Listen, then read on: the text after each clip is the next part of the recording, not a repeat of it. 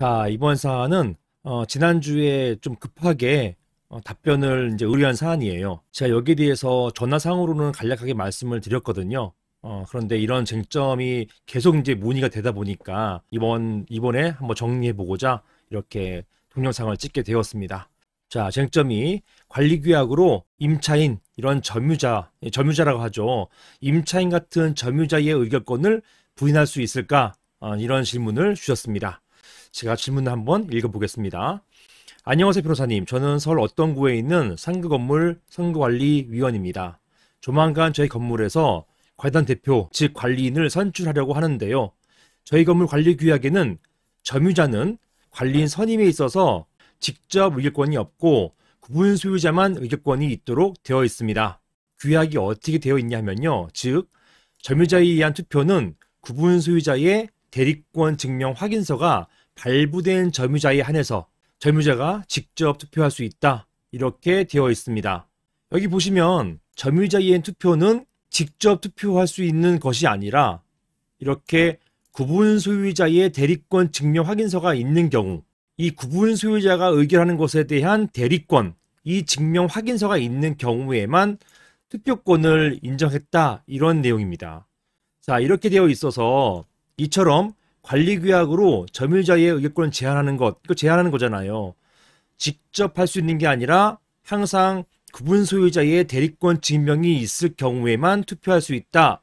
이렇게 하는 것, 이게 의결권을 제한하는 거잖아요. 이런 제한이 유효한가요? 이러한 관리규약 규정은 무효가 아닌지요? 이런 질문을 주셨습니다.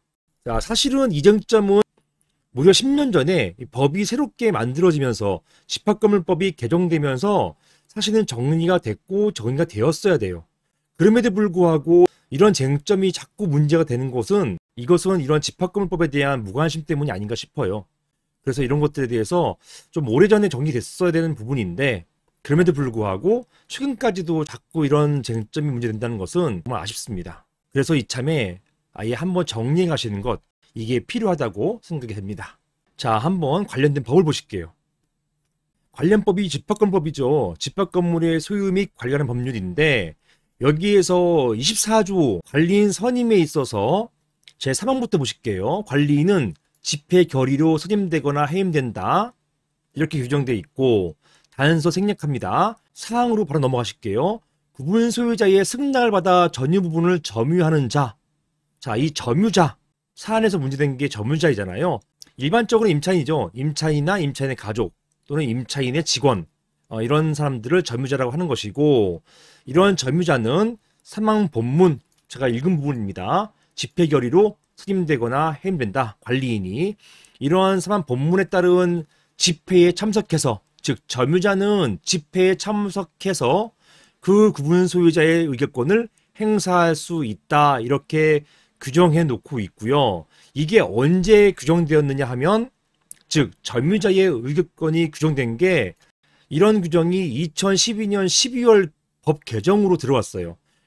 즉 점유자의 의결권을 인정한 것입니다. 자, 이런 상태에서 다음 보실게요. 집합건법은 2012년 12월 법 개정을 통해서 거의 이제 10년 넘었습니다. 10년 전에 법 개정을 통해서 점유자도 관리인 선임 그리고 관리위원 선임에 대해서 의결권을 행사할 수 있도록 규정해 놓고 있어요.